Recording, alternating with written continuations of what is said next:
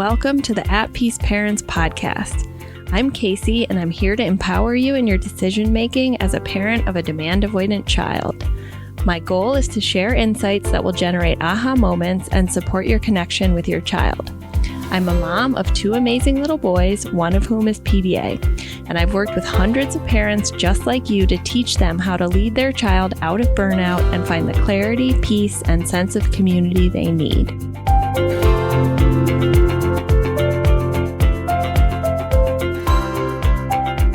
You have a PDA child or teen, and no matter how much you explain, advocate, or provide evidence for what your child needs in the public school, they simply will not accommodate, okay? This is a very common experience for parents of PDA children and teens, including my own personal experience. So the first thing I want to say is you are absolutely not alone if this is you, but also today I'm going to do something a little different than what I do on these lives. So normally I come prepared to teach and explain how to do a particular accommodation, etc. But today I'm going to tell you my own personal story about trying to advocate for a PDA child in the public school, which lasted about a year and a half that we were trying to do this before we made the decision to pull him.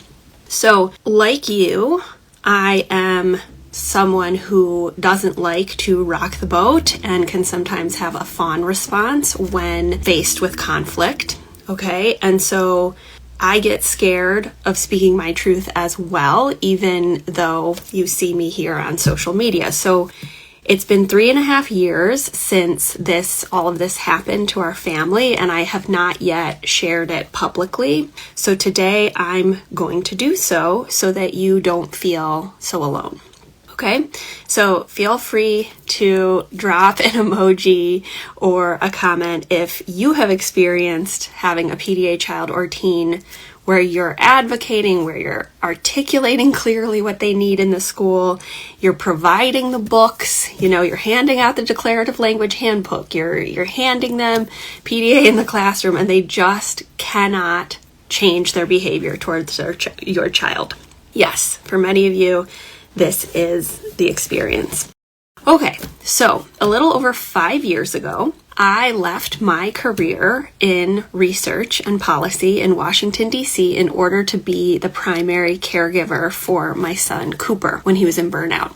I was not planning on this being a forever thing. I was thinking maybe 6 months while I figured out what was going on, but I did know that we needed to move from the DC area if only one of us was working. And so I moved home to Michigan, which is where I am now, and we selected a house that was 3 blocks away where I'm sitting from the public school where my PDA son would be starting kindergarten with his cousins and where there was a reputation for a very good public school. So we actually bought our house in order to attend the public school. And additionally, I had a lot of faith in the public school system here in Michigan. I went to public school. I enjoyed public school. I loved school. So I was not expecting this to be the experience that I had. Okay, so before we moved to Michigan, I did some pre-fly outs to explore both housing, but also the school itself, and spoke to the special education director. I spoke to the social worker, the school psychologist, to try and explain to them about PDA. And they were like, yes, of course, we'll support him. We'll get him what he needs. And we moved to Michigan in October of 2019, and my son was in childcare, but then the pandemic hit. So from March until the following September, when he would be, quote, starting public school, he was home with me, right? And we were sort of unschooling while he was in burnout. Then when we started public school, it was virtual. So I had set up, a really cute little area with a desk where he could log in to his classroom. And within the first hour of the first day of kindergarten, he was melting down. Okay, I have pictures of him like this with his hands over his ears that we sent to the school like, hey, my son's having a hard time. And at that time, we did have 2 autism diagnoses, but they were like we don't need to evaluate him. We'll be fine without it. Like, he seems fine. You've all heard that, that sentence. He seems fine. So, we'll just muddle through and it'll be fine. So the trusting person that I am, I'm like, okay, we'll figure it out. So he's the first day already like going into shutdown mode. And after about a half an hour, he got off the Zoom. Then I got an email, like he needs to be on the calls for attendance. So the next day I'm in there and I'm like, okay, Cooper, we need to do this for your attendance. And what happens?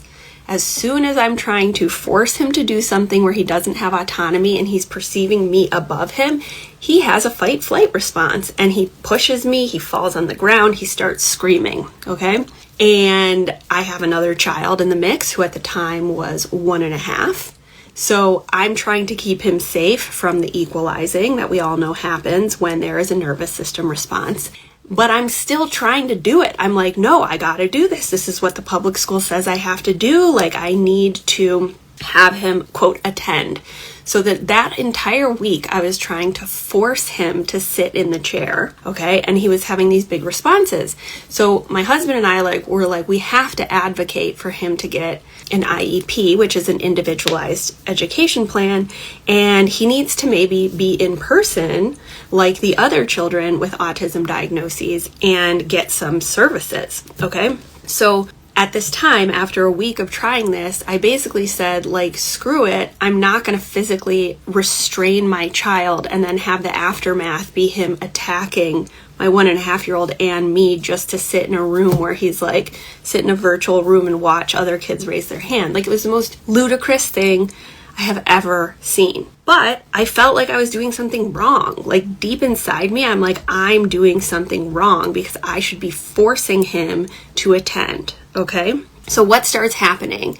I decide against like all my people-pleasing tendencies. I am going to prioritize his well-being and nervous system and the safety in my home.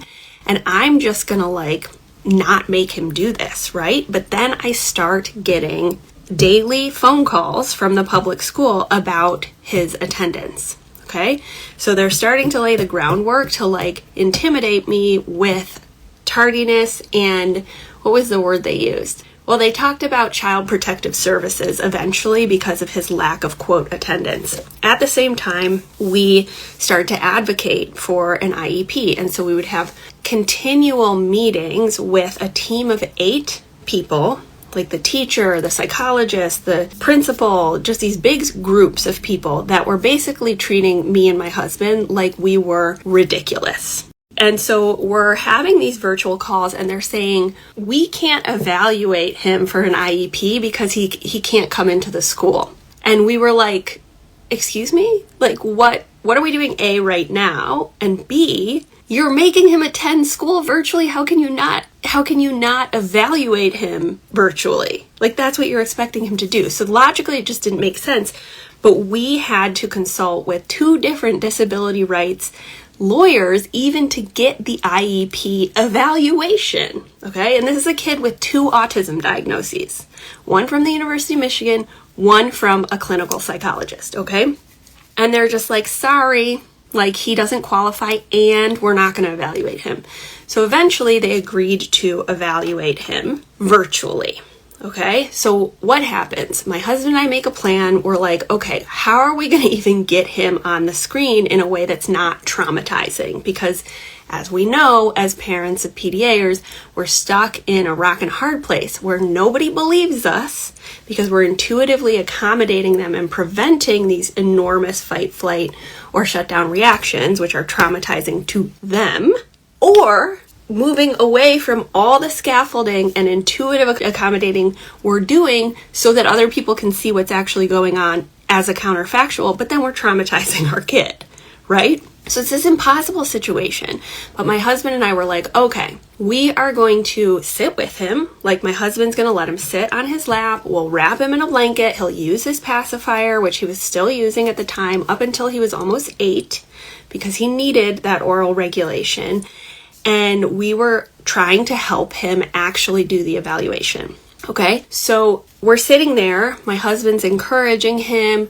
But eventually, after about 20 minutes, my son's like, I don't want to do it, and starts growling and falling off my husband's lap. And all that my husband does, he makes the decision to be like, hey bud, come on, let's do this, puts him back on his lap.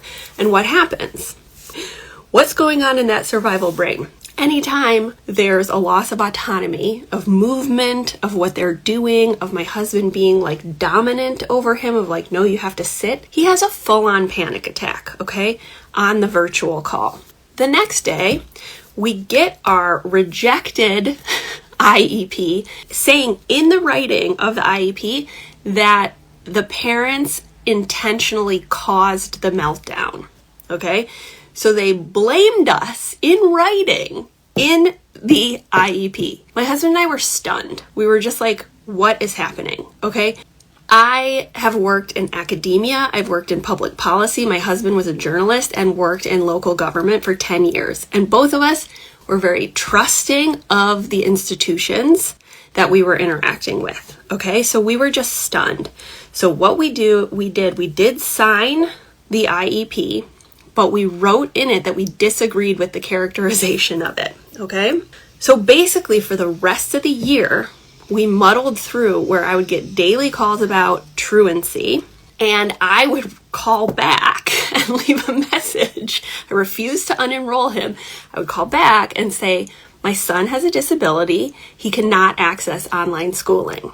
Okay? So we would go back and forth. And this was huge for me because I am not someone who likes conflict. Okay. And we consulted two different disability rights lawyers, and basically muddled through where we didn't do online schooling, but the last 6 weeks they were open 2 days a week, shortened days, and he would go for parts of those days, and his kindergarten teacher was great. So he could actually like manage to get those couple days at the end of the year. He did okay. Over the summer, though, we were back in full-time caregiving mode and sort of preparing for the fall, which was first grade. And we had been in the process of getting a service dog. Privately, we paid for a service dog, an autism service dog, who's trained to do 3 commands, which are behind for crowd control if there's a panic attack in a public space.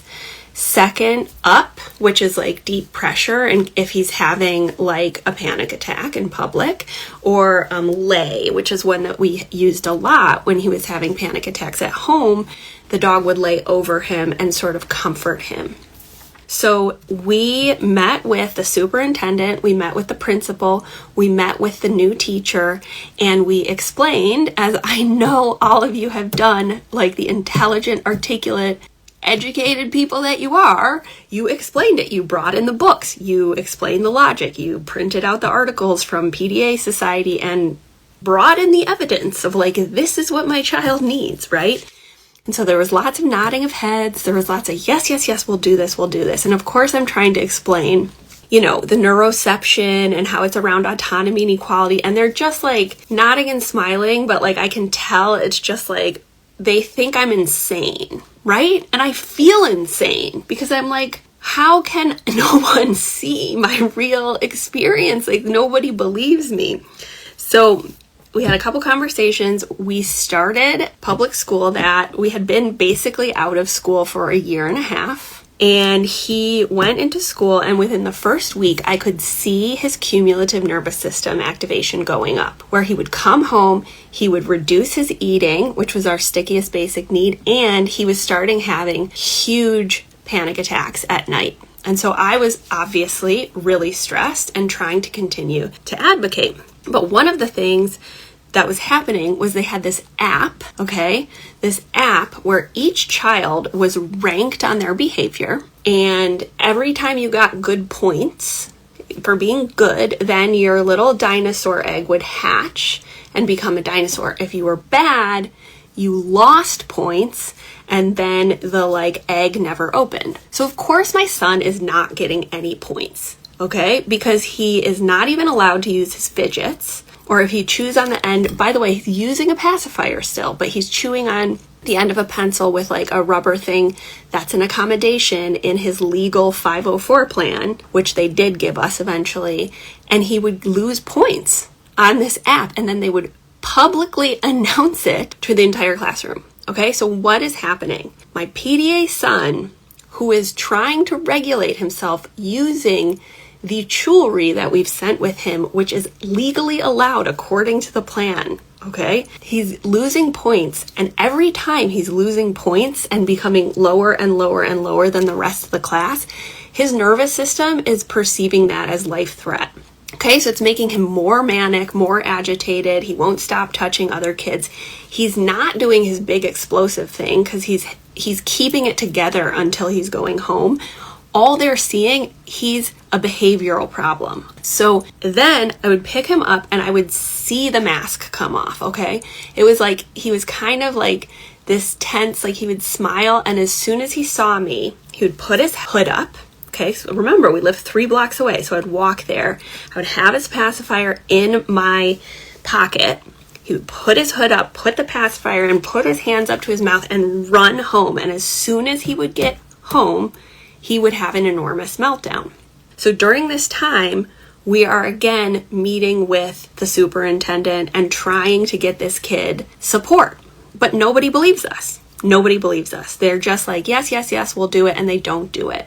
Okay, then our service dog arrives. Okay, our service dog arrives. We walk him out in the community because we're doing training. My son stays home for 3 days because he needs to bond with his service dog for his disability.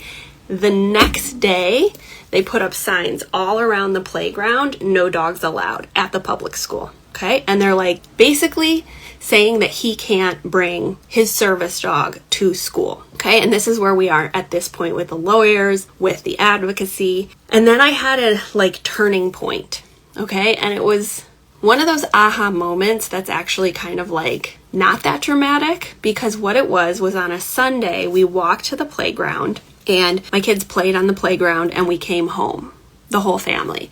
And then the next day I got a phone call from the school that I missed. I had a dissociative panic attack myself. I just had this whole nervous system response of someone from the school is trying to contact me again. What's going to happen now, right? And then I listened to the message, and the message was, we found your purse on the playground. You must have left it here over the weekend. So it wasn't even an aggressive call about truancy or about my son or anything. It was just me recognizing the cost to my family and my nervous system of trying to make this work in an environment that was never going to work. And that brought up a ton of grief for me, right? Not just about my finances and about the logistics and at that point I didn't even know if we were going to unschool or if there would be any private school that we could get into that would accommodate him, etc. But I just had this decision of I'm not doing this anymore. Okay. So we decided to unenroll him, and I called every school, private school in the area, and I asked 2 questions on the phone. 1, does every child have to do the same thing in the same way at the same time at your school? And 2, are you open to a service dog? And there was one school that was let's talk. And I was all right, let's do it. But I also gave my son the decision-making power around, do you even want to try another school? Because he had school trauma, and it took us years before he would even want to go around the school voluntarily, because he would be I hate this place, I hate this place. So I share this story to highlight 2 things. The first is, and I think this is most important, if you're listening to this, to realize this is not you, okay? This is not because you're not smart enough, or because you're not articulating it right, or because you didn't give the right peer-reviewed journal article, or because there's something you're doing wrong, okay? So that is what I would say to you.